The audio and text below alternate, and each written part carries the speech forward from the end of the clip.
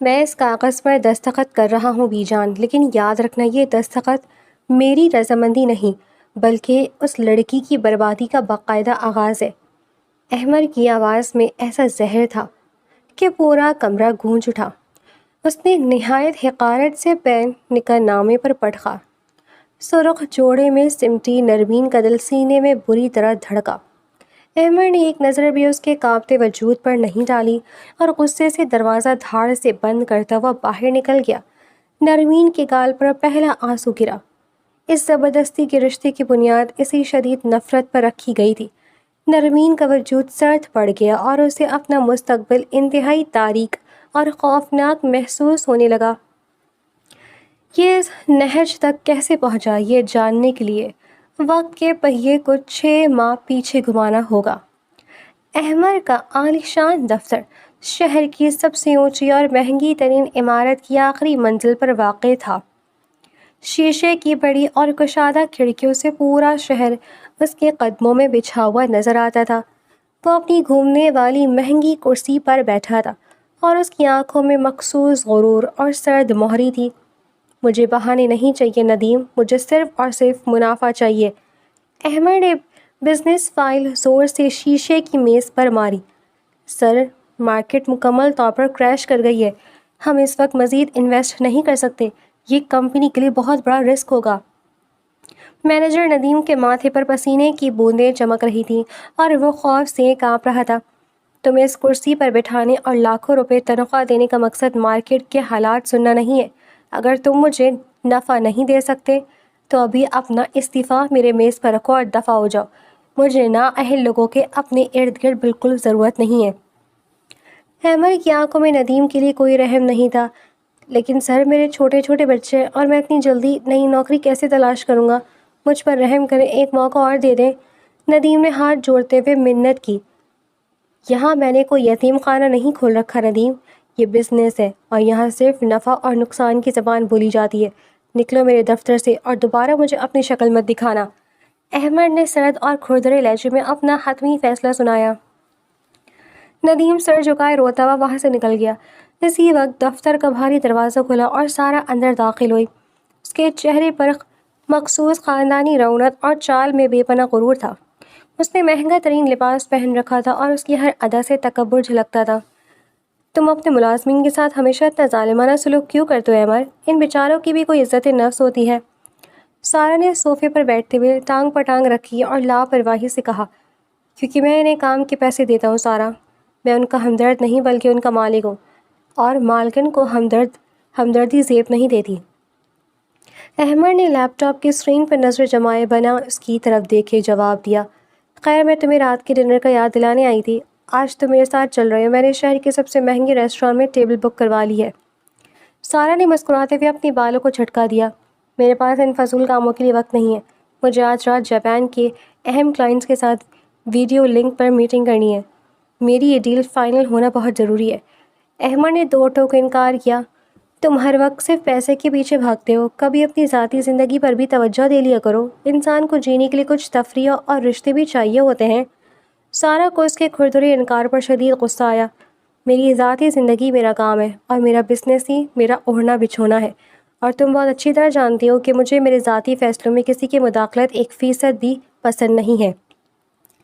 احمد کی آواز میں سختی تھی۔ کیا تمہیں لگتا ہے کہ تمہاری یہ بے تحاشا دولت ہمیشہ تمہارے کام آئے گی؟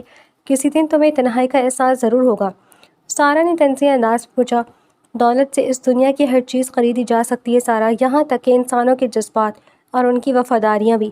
اب تم جا سکتی ہو، مجھے بہت اہم کام نمٹانے ہیں۔ احمد نے اسے مکمل طور پر نظر انداز کر دیا اور سارا پیر پڑکتی ہوئی وہاں سے چلی گئی۔ دوسری طرف شہر کے ایک عام اور پسماندہ سے محلے میں نرمین اپنے چھوٹے سے گھر کے صحن میں بیٹھی کپڑے دھو رہی تھی۔ وہ ایک 22 سالہ انتہائی سادہ اور معصوم سی لڑکی تھی جس کا تعلق ایک سفید پوش گھرانے سے تھا۔ اس کے ماتھے پر محنت کی وجہ سے پسینہ تھا، لیکن چہرے پر ایک عجیب سا سکون اور معصومیت پھیلی ہوئی تھی۔ وہ اپنی تعلیم مکمل کرنے کے بعد سارا دن گھر کے کام کاج میں اپنی والدہ کا ہاتھ بٹاتی تھی۔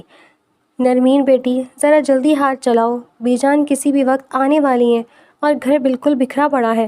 اس کی والدہ نجمہ نے اندر کمرے سے آواز دی۔ جی امی، بس یہ آخری جوڑا رہ گیا ہے، میں ابھی صحن دھو کر آتی ہوں۔ نرمین نے تیزی سے کپڑے نچوڑے اور تار پھیلانے لگی۔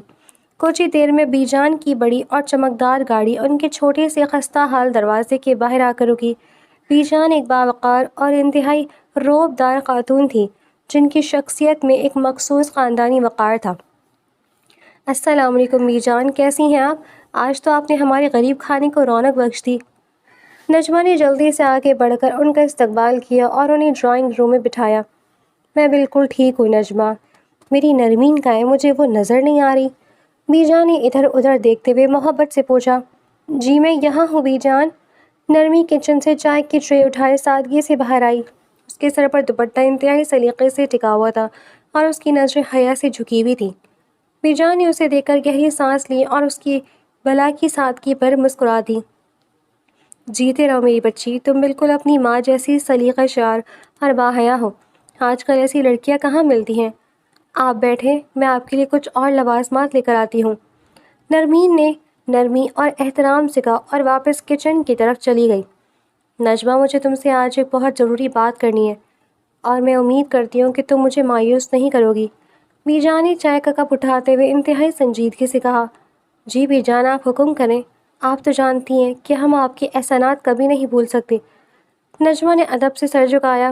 میں نرمین کو اپنے گھر کی بہو بنانا چاہتی ہوں، احمر کے لیے۔ بی جان نے سیدھے اور واضح الفاظ میں اپنا مدعا بیان کر دیا۔ نجمہ کے ہاتھ سے حیرت کے مارے چائے کا کپ گرتے گرتے بچا۔ بی جان، آپ یہ کیا کہہ رہی ہیں؟ کہاں آپ کا اتنا بڑا خاندان اور کروڑوں کی جائیدادیں، اور کہاں ہم غریب اور سفید پوش لوگ؟ ہمارا اور آپ کا بھلا کیا جوڑ ہے؟ جوڑ انسان کی کردار اور نسل کا ہوتا ہے نجمہ۔ احمر کے پاس دولت اور بے پناہ غرور ہے، لیکن اسے نرمین جیسی ٹھنڈے مزاج، باحیا اور خاموش طبع لڑکی کی شدید ضرورت ہے جو اس کی تیز ترار طبیعت کو متوازن کر سکے۔ میں نے پختہ فیصلہ کر لیا اور تم مجھے انکار نہیں کرو گی۔ بی جان کے رعب دار لہجے میں حتمی پن تھا۔ لیکن کیا احمر جیسا مغرور اور کامیاب انسان اس رشتے کے لیے مان جائے گا؟ مجھے تو اپنی بچی کے نصیب سے ڈر لگ رہا ہے۔ نجمہ کی آواز میں ایک ماں کی سچی پریشانی چھلک رہی تھی۔ وہ میرا پوتا ہے نجمہ، اور اس کی لگام میرے ہاتھ میں ہے۔ تم بس شادی کی تیاری کرو، باقی سب میں خود سنبھال لوں گی۔ بی جان نے مسکراتے ہوئے حتمی یقین دہانی کروائی اور وہاں سے رخصت ہو گئی۔ اسی رات حویلی میں مکمل خاموشی چھائی ہوئی تھی۔ بی جان اپنے وسیع کمرے میں صوفے پر بیٹھی کسی گہری سوچ میں گم تھی جب احمر دروازہ کھول کر اندر داخل ہوا۔ آپ نے مجھے اتنی رات گئے بلایا بی جان؟ کوئی انتہائی ضروری کام تھا تو صبح بتا دیتی، میں تھکا ہوا ہوں۔ احمر نے ان کے سامنے صوفے پر بیٹھتے ہوئے بیزاری سے پوچھا۔ ہاں احمر، مجھے تمہاری شادی کے حوالے سے ایک انتہائی اہم بات کرنی ہے۔ میں نے تمہارے لیے ایک بہت اچھی لڑکی پسند کر لی ہے، بی جان نے پرسکون اور حاکمانہ انداز میں کہا۔ احمر کے چہرے پر یکدم شدید ناگواری اور غصے کے تاثرات ابھر آئے۔ بی جان، میں آپ کو 20ویں بار پہلے بھی کہہ چکا ہوں کہ مجھے ابھی شادی کی جھنجھٹ میں نہیں پڑنا۔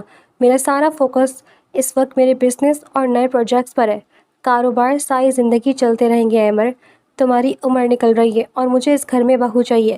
میں نے اپنی پرانی دوست کی بیٹی نرمین کو تمہارے لیے چن لی ہے اور وہ بہت سگھڑ اور معصوم بچی ہے۔ بی جان نے اپنا اٹل فیصلہ سنا دیا۔ احمر ایک جھٹکے سے صوفے سے کھڑا ہو گیا۔ نرمین؟ کون نرمین؟ وہ 2 کوڑی کی غریب اور ان پڑھ لڑکی۔ آپ کا دماغ تو ٹھیک ہے بی جان؟ آپ اس پسماندہ سوچ کے جاہل لڑکی کو میرے گلے میں باندھنا چاہتی ہیں؟ اپنی زبان کو لگام دو احمر، وہ ایک انتہائی شریف، با کردار اور خاندانی لڑکی ہے۔ غریب ہونا کوئی گناہ نہیں ہوتا۔ بی جان بھی سختی سے بولی۔ مجھے اس کی نام نہاد شرافت کا اچار نہیں ڈالنا۔ میرا اس شہر میں ایک بہت بڑا اسٹیٹس ہے۔ میرے ساتھ اٹھنے بیٹھنے والے لوگ ملک کے امیر ترین بزنس مین ہیں۔ میں اس غریب اور گنوار لڑکی کو اپنی بیوی بنا کر دنیا کے سامنے اپنا مذاق نہیں بنوا سکتا۔ میرا اور اس کا کوئی لیول نہیں ہے۔ میں اس رشتے سے صاف اور حتمی انکار کرتا ہوں۔ احمر کا غصہ عروج پر تھا اور وہ کمرے میں ٹہلنے لگا۔ اگر تم نے اس لڑکی سے شادی نہ کی احمر تو یاد رکھنا، میں یہ گھر ہمیشہ ہمیشہ کے لیے چھوڑ دوں گی اور پھر تم کبھی زندگی بھر میری شکل نہیں دیکھ سکو گے۔ یہ میرا آخری فیصلہ ہے۔ بی جان نے اپنا سب سے بڑا جذباتی وار کیا۔ احمر نے بے بسی سے اور شدید طیش کے عالم میں بی جان کو دیکھا۔ آپ مجھے جذباتی طور پر بلیک میل کر رہی ہیں بی جان؟ آپ بہت اچھی طرح جانتی ہیں کہ میں آپ کے بغیر ایک پل نہیں رہ سکتا۔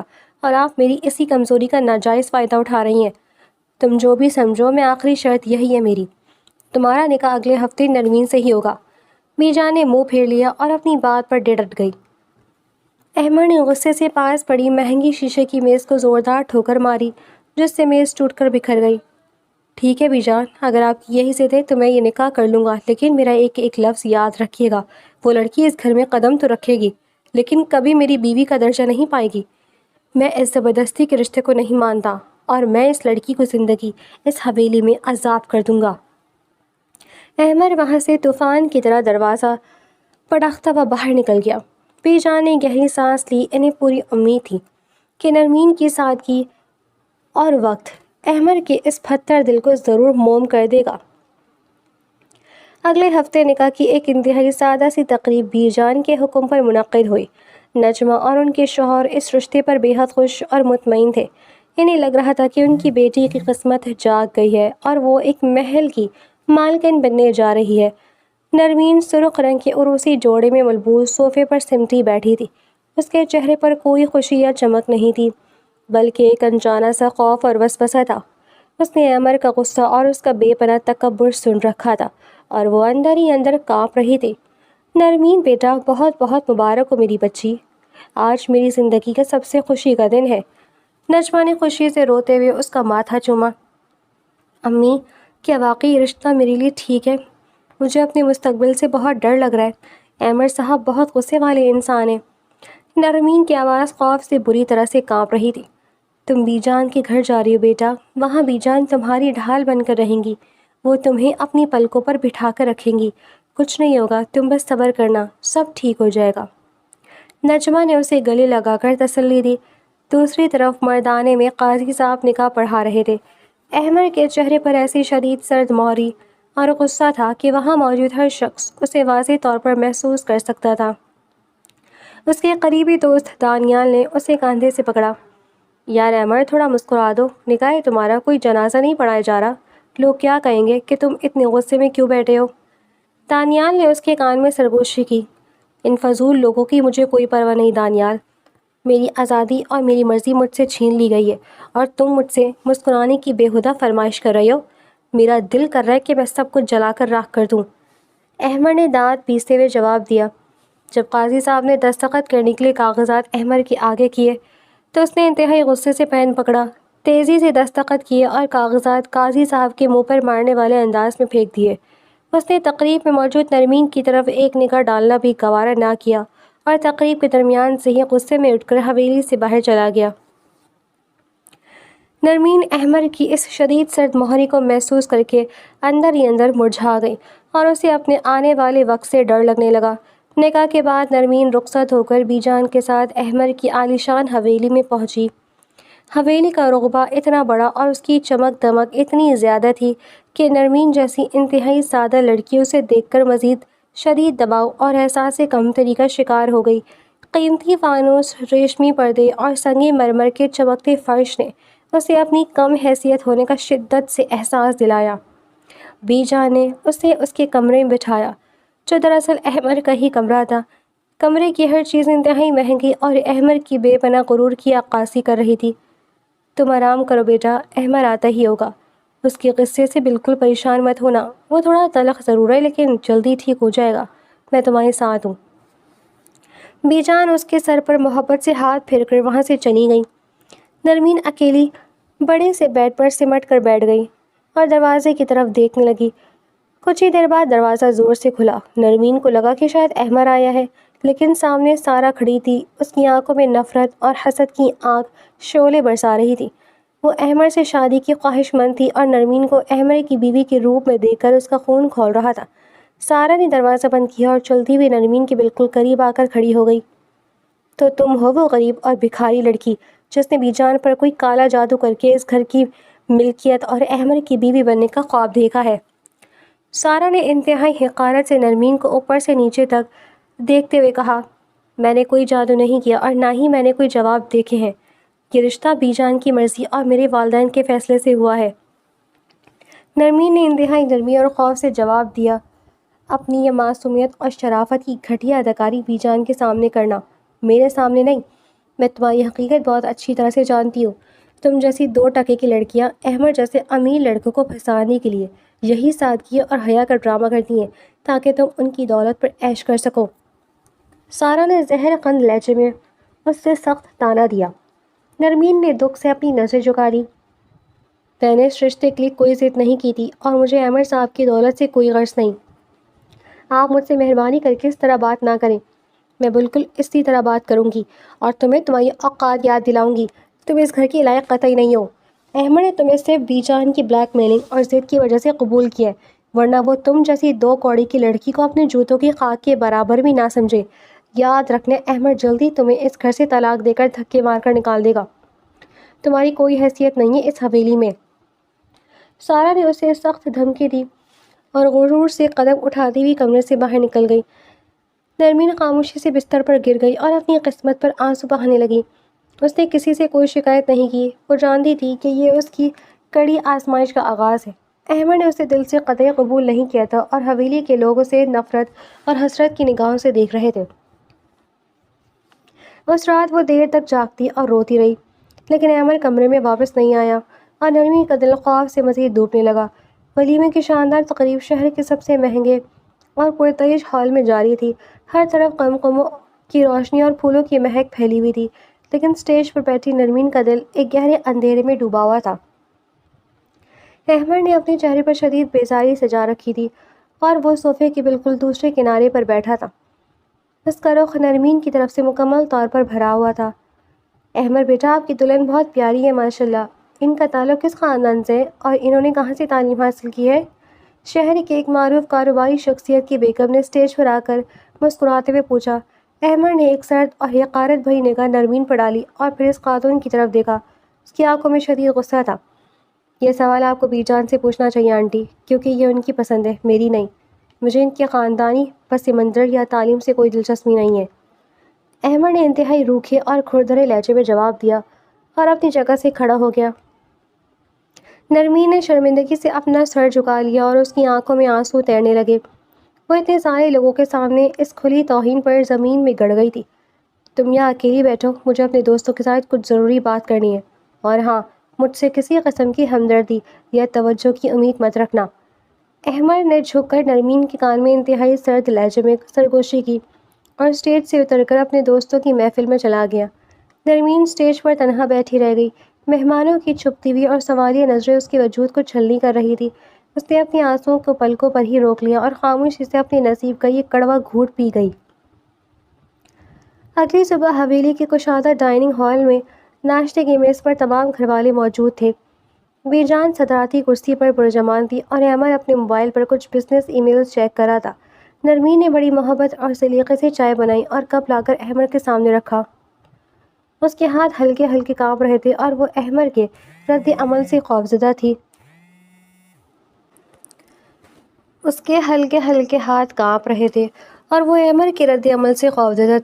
احمد نے بغیر دیکھے چائے کا کپ اٹھایا اور ایک گھونٹ بھرا۔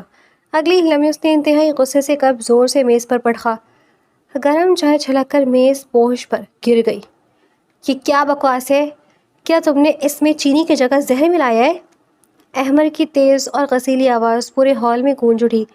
وہاں موجود تمام ملازمین سہم کر کھڑے ہو گئے۔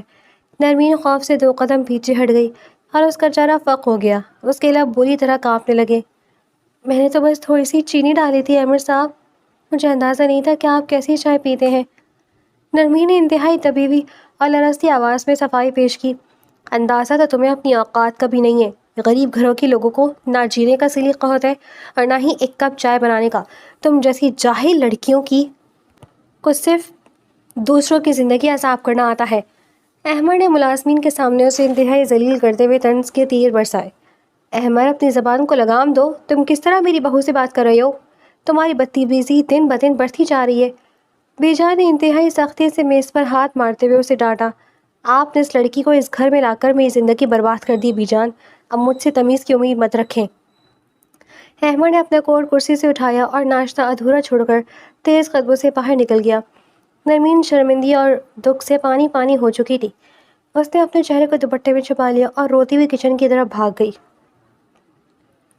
دوپہر کے وقت احمد اپنے دفتر میں بیٹھا غصے سے فائلیں الٹ پلٹ کر رہا تھا۔ اس کا دماغ صبح کے واقعے پر بری طرح الجھا ہوا تھا۔ اسی دوران اس کا قریبی دوست دانیال دروازہ کھول کر اندر داخل ہوا۔ دانیال نے احمد کے ماتھے پر بڑی شکنیں دیکھی اور سکون سے اس کے سامنے والی کرسی پر بیٹھ گیا۔ اس کے چہرے پر ایک مخلص دوست والی فکر تھی۔ یار احمد، تم کب تک اس طرح کا رویہ رکھو گے؟ جو ہو گیا اسے آپ قبول کر لو۔ نرمین ایک انتہائی شریف اور معصوم لڑکی ہے، اسے کم از کم اپنی جگہ بنانے کا ایک موقع تو دو۔ دانیال نے انتہائی نرمی اور سمجھداری سے بات شروع کی۔ احمد نے فائل زور سے میز پر ماری اور دانیال کو کھا جانے والی نظروں سے دیکھا۔ اس کی آنکھوں میں نفرت کے شعلے بھڑک رہے تھے۔ تم بھی اسی لڑکی کی وکالت کرنے آ گئے ہو دانیال۔ اس معصومیت کے پیچھے ایک بہت بڑی سازش ہے۔ اس نے بیجان پر کوئی کالا جادو کر کے میری پرسکون زندگی کو جہنم بنا دیا ہے۔ احمد نے چیختے ہوئے کہا، تم کیسی جاہلوں والی باتیں کر رہے ہو احمد؟ تم پڑھے لکھے انسانوں اور جادو ٹونے کا الزام لگا رہے ہو۔ بیجان نے اس کی شرافت دیکھ کر ہی فیصلہ کیا ہے۔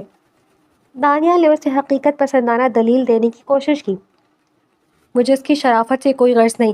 میں کبھی بھی اس دو کوڑی کی لڑکی کو اپنی بیوی کا درجہ نہیں دوں گا۔ میرا فیصلہ اٹل ہے اور تم مجھے اس معاملے میں بھاشن دینا بند کرو۔ احمد نے انتہائی رعونت سے اپنا حتمی فیصلہ سنایا۔ دانیال مایوسی سے سر ہلاتا ہوا دفتر سے باہر نکل گیا۔ دوسری جانب حویلی میں نرمین اپنے کمرے کو سمیٹنے میں مصروف تھی۔ وہ خود کو گھر کے کاموں میں مصروف رکھ کر اپنے دکھ بھلانے کی کوشش کری تھی۔ اچانک سارا دروازہ دھکیل کر اندر آئی۔ اس کے ہاتھ میں ایک موٹا سا فوٹو البم تھا۔ سارا نے وہ فوٹو البم بیڈ پر پھینکا اور انتہائی تکبر سے بازو سینے پر باندھ کر نرمین کو دیکھنے لگی۔ اس کے چہرے پر ایک شیطانی مسکراہٹ تھی۔ ذرا اس البم کو کھول کر دیکھو نرمین، تمہیں اندازہ ہو جائے گا کہ احمد کس قسم کی لڑکیوں کو پسند کرتا ہے۔ سارا نے طنزیہ لہجے میں کہا۔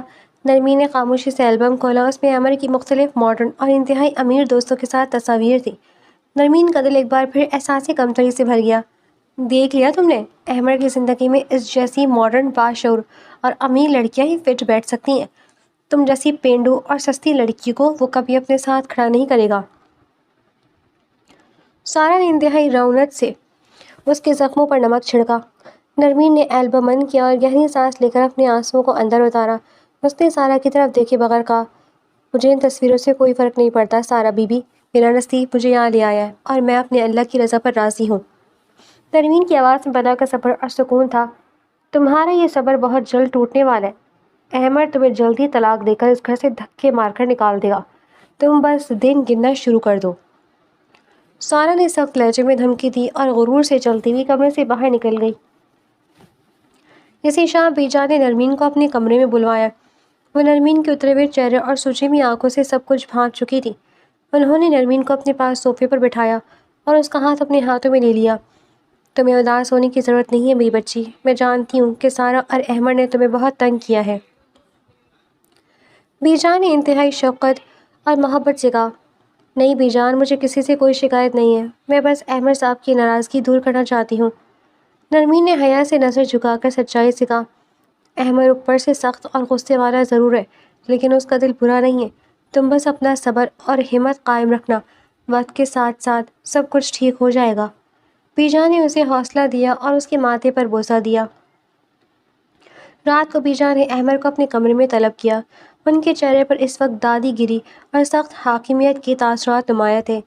احمد خاموشی سے ان کے سامنے کھڑا ہو گیا۔ میں تمہیں آخری بار تنبیہ کر رہی ہوں احمد، اگر تم نے نرمین کے ساتھ اپنا یہ ظالمانہ اور نامناسب رویہ درست نہ کیا تو میں اپنی تمام جائیداد اور کاروبار کا کل ہی نرمین کے نام کر دوں گی۔ بیجان نے انتہائی کڑے اور دو ٹوک الفاظ میں دھمکی دی۔ احمد کا چہرہ غصے سے سرخ ہو گیا اور اس کی مٹھیاں بھنج گئی۔ اس کی انکھ کو ایک بہت بڑی ٹھیس لگی تھی۔ آپ ایک لڑکی کے لیے اپنے سگے پوتے کو جائیداد سے بے دخل کرنے کی دھمکی دے رہی ہیں؟ ٹھیک ہے بیجان، کر دیں سب کچھ اس کے نام، لیکن آپ میرے دل میں اس کے لیے محبت کبھی پیدا نہیں کر سکتی۔ احمد نے شدید غصے میں جواب دیا اور پاؤں پٹکتا ہوا باہر نکل گیا۔ اس دھمکی نے احمد کے دل میں نرمین کے لیے نفرت کی آگ کو مزید بھڑکا دیا تھا۔ ان تمام طرز سختیوں، روزمرہ کی ذلتوں اور طعنوں کے بعد نرمین نے اپنا رویہ بالکل نہیں بدلا۔ اس نے خاموشی سے احمد کی خدمت گزاری کو اپنا فرض سمجھ کر اپنا لیا۔ اگلے دن احمد دفتر سے واپس آئے تو اس نے دیکھا کہ اس کے بکھرے ہوئے جوتے انتہائی شاندار طریقے سے پالش ہو کر ریک میں رکھے تھے۔ اس کے تمام سوٹ اور قمیضیں استری ہو کر الماری میں ترتیب سے لٹک رہی تھی اور کمرہ مکمل طور پر صاف اور خوشبودار تھا۔ احمد نے حیرت سے صفائی کو دیکھا۔ اس کے دل کے کسی گوشے میں ایک پل کے لیے ستائش پیدا ہوئی، لیکن اگلے ہی لمحے اس کی سخت گیر آنا اور ضد نے اس احساس کو کچل دیا۔ اس نے بیڈ پر بیٹھی نرمین کی طرف ایک نظر بھی نہ ڈالی اور نہ ہی شکریہ کا ایک لفظ بولا۔ اسی رات احمد لیپ ٹاپ پر کام کر رہا تھا کہ اچانک اس کے سر میں شدید درد اٹھا۔ اس نے دونوں ہاتھوں سے اپنا سر پکڑ لیا اور تکلیف سے آنکھیں بند کر لیں۔ نرمین جو صوفے پر بیٹھی کچھ پڑھ رہی تھی، فوراً اٹھ کھڑی ہوئی۔ اس نے تیزی سے پانی کا گلاس بھرا اور درد کشا گولی نکال کر انتہائی خاموشی سے احمد کی سائڈ ٹیبل پر رکھ دی۔ اس نے کوئی بات نہیں کی اور واپس اپنی جگہ پر آ کر بیٹھ گئی۔ احمد نے آنکھیں کھولی تو سامنے پانی اور دوا موجود تھی۔ اس نے نرمین کی طرف ایک گہری نظر ڈالی جس میں حیرانی اور ہچکچاہٹ تھی۔ اس نے بنا کچھ کہے دوا کھا لی اور لیٹ گیا۔ اگلی صبح جب نرمین اٹھی تو اسے لگا کہ شاید رات کی خدمت کے بعد احمد کے رویے میں کچھ نرمی آئی ہوگی، لیکن جب احمد تیار ہو کر آئینے کے سامنے کھڑا ہوا تو اس کے چہرے پر وہی پرانی سردمہری اور غصہ جم چکا تھا۔ میرے کاموں میں دخل اندازی کرنے کی ضرورت نہیں ہے، میں اپنے کام خود کر سکتا ہوں، تو مجھ پر احسان مت جتایا کرو۔ احمد نے ٹائی کی گرہ ٹھیک کرتے ہوئے انتہائی کھردرے اور تلخ لہجے میں کہا اور کمرے سے باہر نکل گیا۔ نرمین نے ایک لمبی اور سرد آہ بھری۔ اس کا سفر ابھی بہت طویل اور کٹھن تھا۔ رات کا پچھلا پہر تھا اور حویلی کے وسیع و عریض لان میں مکمل خاموشی چھائی ہوئی تھی۔ احمد لان میں رکھی شیشے کی بڑی میز پر جھکا ہوا تھا۔ اس کے سامنے لیپ ٹاپ اور سینکڑوں اہم کاغذات بکھرے پڑے تھے۔ یہ اس کا وہ انٹرنیشنل پروجیکٹ تھا جس پر اس کی کمپنی کے مستقبل کا مکمل انحصار تھا۔ یہ جاپانی کلائنٹس بہت مشکل ہیں، لیکن میں یہ ڈیل کسی صورت ہاتھ سے جانے نہیں دے سکتا۔ احمد نے اپنی سرخ ہوتی آنکھوں کو مسلتے ہوئے بڑبڑاہٹ کے انداز میں کہا۔ اس کی آواز میں کام کی شدید تھکاوٹ اور کامیابی کا جنون تھا۔ اس نے آخری کاغذ پر دستخط کی اور فائل کو مضبوطی سے بند کر کے میز کے بیچ میں رکھا۔ اس کی گردن اور پٹھوں میں شدید درد ہو رہا تھا۔ شکر ہے یہ کام مکمل ہوا، اب بس صبح اسے میٹنگ میں پیش کرنا ہے۔ احمد نے لمبی سانس لیتے ہوئے خود کو تسلی دی۔ نیند کے شدید غلبے اور تھکن کے باعث وہ فائل وہی میز پر چھوڑ کر لڑکھڑاتے قدموں سے اپنے کمرے کی طرف چلا گیا۔ اگلی صبح طلوع ہوئی تو حویلی کا ماحول کچھ بوجھل سا تھا۔ نرمین اپنے بستر پر کروٹیں بدل رہی تھی۔ رات سے اسے شدید بخار تھا اور اس کا سارا جسم سردی سے کانپ رہا تھا۔ یا اللہ مجھے ہمت دے، بی جان کے اٹھنے کا وقت ہو گیا اور مجھے ان کی شوگر کی دوائی کچن سے نکالنی ہے۔ نرمین نے بمشکل اپنے کانپتے ہوئے ہاتھوں کا سہارا دیا اور بستر سے اٹھی۔ اس کا چہرہ بخار کی شدت سے سرخ ہو رہا تھا اور قدم ڈگمگا رہے تھے۔ وہ دیواروں کو سہارا لیتی کچن تک پہنچی۔ اچانک باہر موسم نے کروٹ لی۔ آسمان پر سیاہ اور گہرے بادل چھا گئے اور تیز آندھی چلنے لگی۔ لگتا ہے بہت تیز طوفان آنے والا ہے، مجھے جلدی سے کھڑکیاں بند کر دینی چاہیے۔ نرمین نے باہر کا خوفناک منظر دیکھتے ہوئے تشویش بھرے لہجے میں کہا۔ اس کی آواز میں نقاہت نمایاں تھی۔ جیسے ہی وہ کچن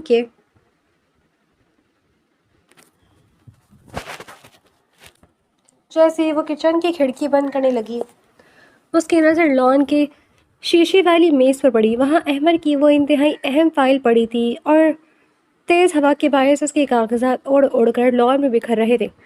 یہ تو احمد صاحب کی وہ فائل ہے جس پر وہ رات بھر کام کرتے رہتے تھے۔ اگر یہ ضائع ہو گئی تو ان کا کروڑوں کا نقصان ہو جائے گا۔ نرمین کی آنکھوں میں شدید وحشت اور پریشانی ابھر آئی۔ اس نے اپنی بیماری اور تیز بخار کو یکسر فراموش کر دیا۔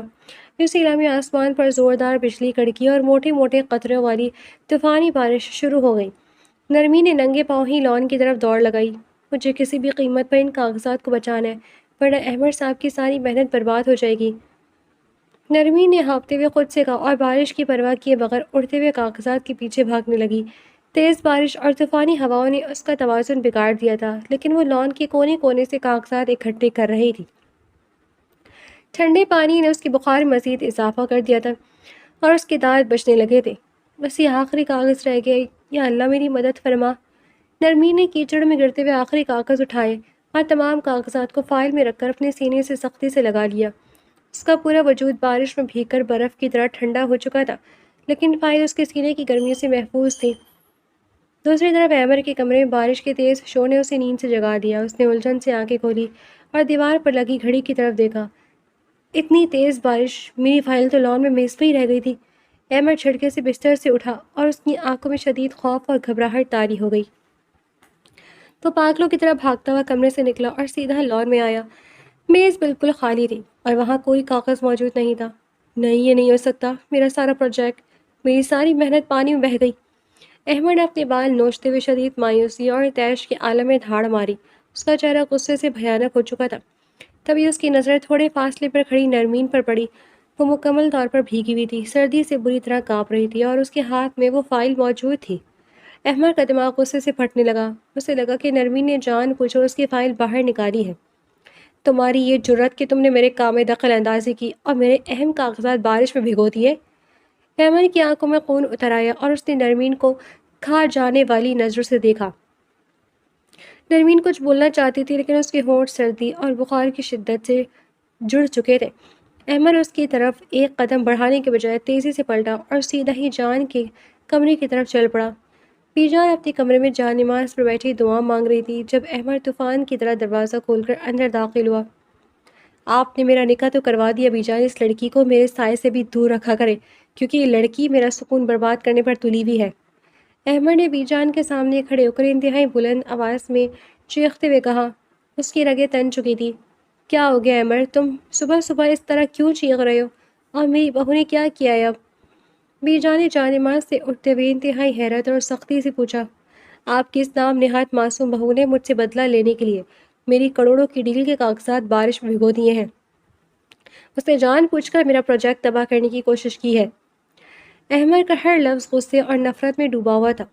اس کا جسم طیش سے کانپ رہا تھا۔ اپنی زبان کو لگام تو احمد، نرمین ایسی لڑکی بالکل نہیں ہے۔ وہ کسی کا برا نہیں چاہتی۔ ضرور کوئی غلط فہمی ہوئی ہوگی، تم جا کر اس سے پوچھو تو صحیح۔ بی جان نے اپنی بہو کی طرف داری کرتے ہوئے احمد کو سخت لہجے میں تنبیہ کی۔ مجھے اس سے کچھ نہیں پوچھنا بی جان، مجھے اس کا مکروہ چہرہ بھی نہیں دیکھنا۔ آپ اس لڑکی کو سنبھالیں ورنہ میں کچھ ایسا کر گزروں گا کہ آپ ساری زندگی پچھتائیں گی۔ احمد نے اپنا حتمی فیصلہ سنایا اور انتہائی غصے میں پاؤں پر رکھتا ہوا وہاں سے نکل کر اپنے کمرے کی طرف چل پڑا۔ بی جان اس کے بے جا غصے پر شدید پریشان ہو گئی۔ احمد لمبے لمبے ڈگ بھرتا اور تیز قدم اٹھاتا ہوا واپس اسی راہی داری کی طرف جا رہا تھا جہاں اس کا اور نرمین کا کمرہ تھا اور جہاں ایک بہت بڑا طوفان ان دونوں کا منتظر تھا۔ بی جان کے کمرے سے نکل کر احمد لمبے اور تیز قدم اٹھاتا ہوا سیدھا اپنے کمرے میں داخل ہوا۔ دروازہ کھلنے کی زوردار آواز سے کمرے میں موجود نرمین بری طرح چونک گئی۔ وہ مکمل طور پر بارش کے پانی میں بھیگی ہوئی تھی اور صدمے اور تیز بخار سے نڈھال کھڑی تھی۔ اس کے ہاتھ میں اب بھی وہ گیلی فائل سختی سے دبی ہوئی تھی۔ تم نے جان بوجھ کر مجھ سے بدلہ لینے کے لیے میری یہ اہم کاغذات بارش میں بھگوئے۔ احمد کی آنکھوں میں وحشت تھی اور اس کی رگیں غصے سے پھول رہی تھیں۔ میں نے ایسا نہیں کیا عمر صاحب، میں تو بس انہیں بچانے گئی تھی۔ نرمین کی آواز سردی اور خوف سے بری طرح لرز رہی تھی اور اس کے ہونٹ نیلے پڑ چکے تھے۔ تمہارا مقصد میرا بزنس مکمل طور پر تباہ کرنا تھا تاکہ تم میری زندگی عذاب کر سکو۔ تم ایک انتہائی گھٹیا اور سازشی لڑکی ہو۔ احمد نے اسے کھا جانے والی نظروں سے دیکھا اور انتہائی بلند آواز میں اس پر بے بنیاد الزام لگایا۔ خدا کے لیے مجھ پر یقین کریں، میں نے آپ کو کوئی نقصان نہیں کیا۔ نرمی نے التجا بھرے انداز میں اپنا مدعا بیان کرنا چاہا لیکن اس کی ٹانگوں نے مزید اس کا بوجھ اٹھانے سے انکار کر دیا۔ صبح سے بخار میں مبتلا ہونے اور بارش میں بھیگنے کی وجہ سے اس کا جسم آگ کی طرح تپ رہا تھا۔ احمد کے اس شدید غصے اور بے بنیاد الزام کی تاب نہ لاتے ہوئے اس کا دماغ سائیں سائیں کرنے لگا۔ وہ ڈر کے مارے مزید کچھ نہ بول سکی اور خوف سے بے ہوش ہو کر احمد کے قدموں کے بالکل قریب زمین پر گر گئی۔ نرمین کو یوں اچانک زمین پر بے جان ہو کر گرتے دیکھ کر احمد بری طرح سے چونک گیا۔ اس کا سارا غصہ ایک پل میں ہی غائب ہو گیا۔ نرمین، یہ کیا ڈرامہ ہے؟ اٹھو یہاں سے، احمد نے ابتدائی الجھن کے ساتھ کہا لیکن فوراً آگے بڑھ کر اسے بازوؤں میں اپنے تھام لیا۔ جیسے ہی اس کا ہاتھ نرمین کے بازو اور ماتھے کو چھوتا ہے اسے ایک شدید جھٹکا لگتا ہے۔ نرمین کا جسم تیز بخار سے بھٹی کی طرح جل رہا تھا۔ یا اللہ، یہ تو بخار سے مر رہی ہے اور میں پاگلوں کی طرح اس پر چیخ رہا تھا۔ احمد کے ماتھے پر پسینہ آ گیا اور اس کی آنکھوں میں شدید فکر اور خوف طاری ہو گیا۔ اسی اثنا میں اس کی نظر اس فائل کی طرف گئی جو نرمین کے ہاتھ سے چھوٹ کر زمین پر گر گئی تھی۔ احمد نے جلدی سے فائل کھولی۔ فائل کا بیرونی حصہ مکمل طور پر گیلا تھا، لیکن اندر موجود تمام انتہائی حساس اور اہم کاغذات بالکل خشک اور محفوظ تھے۔ اس نے اپنی جان کی پرواہ کیے بغیر طوفانی بارش میں جا کر دراصل میرے کروڑوں کے نقصان کو بچایا ہے۔ احمد نے ان خشک کاغذات اور نرمین کے بھیگے ہوئے وجود کو دیکھا اور اسے مکمل حقیقت سمجھ آ گئی۔ احمد کا دل شدت ندامت سے بھر گیا اور اس کے وجود میں ایک عجیب سی لرزش پیدا ہو گئی۔ اس کی انا کے مضبوط قلعوں میں ایک بہت گہری دراڑ پڑ چکی تھی۔ اس نے جس لڑکی کو ہمیشہ ذلیل کیا، اس نے اپنی جان خطرے میں ڈال کر اس کی محنت محفوظ رکھی۔ میں کتنا احمق اور ظالم انسان ہوں جو اس کی اچھائی کو بھی سازش سمجھ بیٹھا۔ احمد نے اپنے آپ کو شدید ملامت کی اور نرمین کے بے ہوش وجود کو مضبوطی سے اپنی بازو میں اٹھا لیا۔ احمد نے فوراً نرمین کو انتہائی احتیاط اور نرمی سے بستر پر لٹایا۔ اس نے جلدی سے الماری سے تولیہ نکالا اور اس کے گیلے بال خشک کیے۔ پھر اس نے کانپتے ہاتھوں سے اپنا موبائل نکالا اور فیملی ڈاکٹر کو فون ملایا۔ ڈاکٹر صاحب، آپ فوراً میری حویلی پہنچے، میری بیوی کی حالت بہت خراب ہے۔ احمد کی آواز میں ایک عجیب سی بے بسی اور التجا تھی جو اس نے آج تک کسی کے سامنے اختیار نہیں کی تھی۔ کچھ ہی دیر میں ڈاکٹر حویلی پہنچ گیا۔ اس نے نرمین کا تفصیلی معائنہ کیا اور اس کی بازو میں ایک انجیکشن لگایا۔ بخار بہت تیز ہے امر صاحب، سردی لگنے کی وجہ سے ان کا سینہ بھی جکڑ گیا ہے۔ میں نے دوائیاں لکھ دی ہیں، لیکن انہیں مکمل آرام کی سخت ضرورت ہے۔ ڈاکٹر نے اپنا بیگ بند کرتے ہوئے انتہائی سنجیدگی سے ہدایت دی۔ آپ فکر نہ کریں ڈاکٹر صاحب، میں خود ان کا مکمل خیال رکھوں گا۔ احمد نے ڈاکٹر کو دروازے تک چھوڑتے ہوئے حتمی یقین دہانی کروائی۔ اس دن احمد نے اپنا آفس جانے کا ارادہ مکمل طور پر ترک کر دیا۔ اس نے اپنا فون بند کیا اور سارے کام چھوڑ کر نرمین کے سرہانے بیٹھ گیا۔ اس نے پانی کا ایک پیالہ منگوایا اور سارا دن اور ساری رات اس کے ماتھے پر ٹھنڈی پانی کی پٹیاں رکھتا رہا۔ تم بہت بہادر ہو نرمین، اور میں ایک انتہائی گھٹیا انسان ہوں۔ احمد نے رات کے پچھلے پہر نرمین کے پیلے پڑتے چہرے کو دیکھتے ہوئے انتہائی دکھ اور ندامت سے خود کلامی کی۔ اگلی صبح کی روشنی جب کمرے میں پھیلی تو نرمین نے آہستہ سے آنکھیں کھولی۔ اس کا جسم درد سے ٹوٹ رہا تھا، لیکن بخار کی شدت کافی حد تک کم ہو چکی تھی۔ اس نے اپنے پاس کرسی پر بیٹھے احمد کو دیکھا تو وہ خوف سے بری طرح سے ڈر گئی تھی۔ احمد صاحب، مجھے معاف کر دیں، میں نے جان بوجھ کر آپ کی فائل نہیں چھڑی تھی۔ نرمین جلدی سے بستر پر پیچھے ہو کے پیچھے کی طرف کھسکی اور اس نے خوفزدہ ہو کر اپنی صفائی پیش کی۔ احمد اس کے اس شدید خوف کو دیکھ کر اندر تک کڑ گیا۔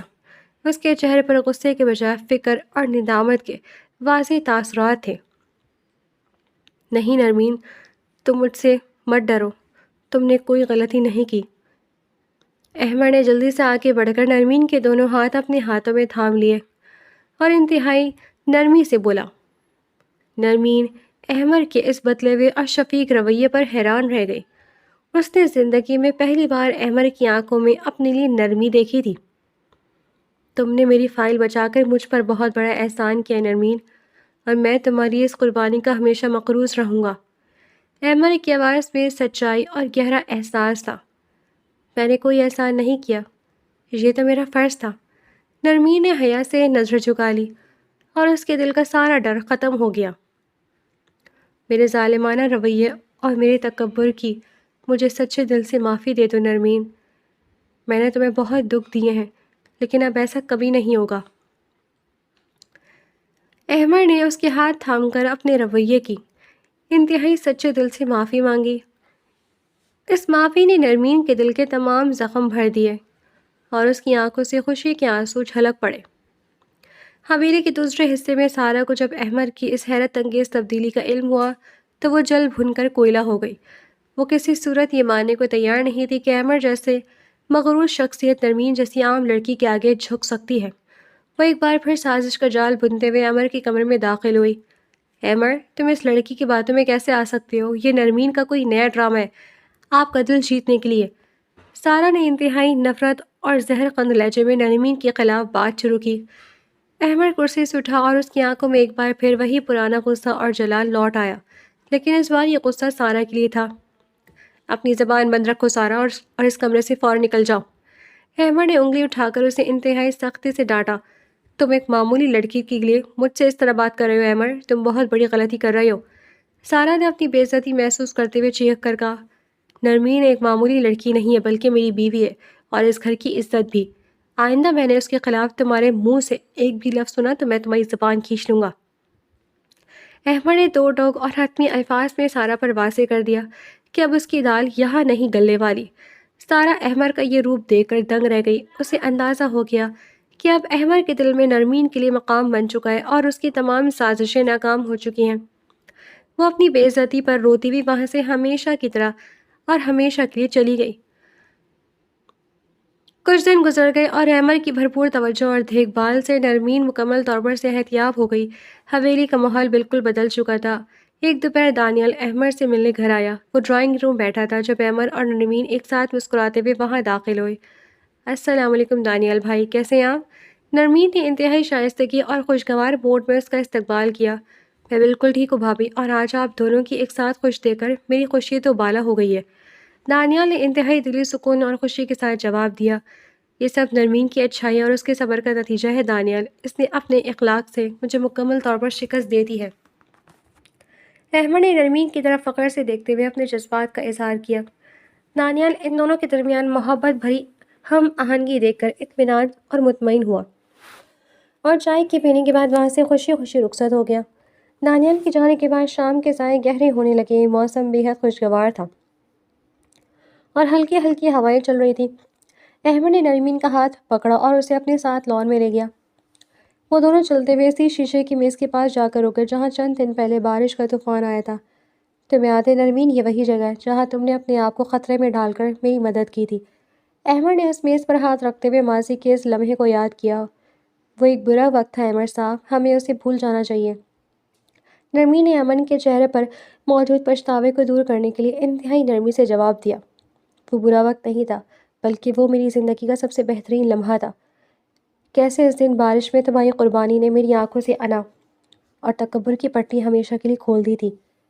احمد نے اس کا ہاتھ مضبوطی سے تھاما اور اپنی آنکھوں میں موجود سچی عقیدت کو ظاہر کیا۔ نرمین کا چہرہ خوشی اور حیا سے سرخ ہو گیا اور اس نے اپنا سر جھکا لیا۔ میں تم سے بہت سچی محبت کرنے لگا ہوں نرمین، تم میری زندگی کا وہ سکون ہو جس کی مجھے ہمیشہ سے تلاش تھی۔ احمد نے بغیر کسی ہچکچاہٹ کے اپنی محبت کا اقرار کیا۔ میں بھی آپ سے محبت کرتی ہوں اور میں نے آپ کو دل سے اپنا شوہر مان لیا ہے۔ نرمین کی آواز میں سچائی اور ایک خوبصورت یقین تھا۔ احمد نے انتہائی محبت اور احترام سے جھک کر اس کے ماتھے کو چوما۔ یہ میرا تم سے وعدہ ہے نرمین کہ تمہاری آنکھ میں کبھی آنسو نہیں آنے دوں گا اور تمہیں ہمیشہ خوش رکھوں گا۔ حویلی کے اوپری منزل کی کھڑکی سے بی جان یہ سارا خوبصورت منظر دیکھ رہی تھی۔ ان کے ہونٹوں پر ایک انتہائی پرسکون اور فاتحانہ مسکراہٹ تھی۔ یا اللہ، تیرا لاکھ لاکھ شکر ہے کہ تو نے میری بچی کا گھر بسا دیا اور میرے احمد کو سیدھا راستہ دکھا دیا۔ بی جان نے آسمان کی طرف دیکھ کر دونوں ہاتھ اٹھائے اور سچے دل سے خدا کا شکر ادا کیا۔ ان کی دعائیں رنگ لے آئی تھیں اور حویلی کے لان میں کھڑے احمد اور نرمین کی زندگی ایک نئے اور محبت بھرے سفر کا آغاز کر چکی تھی۔ تکبر ہار چکا تھا اور سادگی جیت گئی تھی۔ کہانی اپنے تمام تر نشیب و فراز طے کرنے کے بعد ایک شاندار اور مکمل ہیپی اینڈنگ پر ختم ہو گئی۔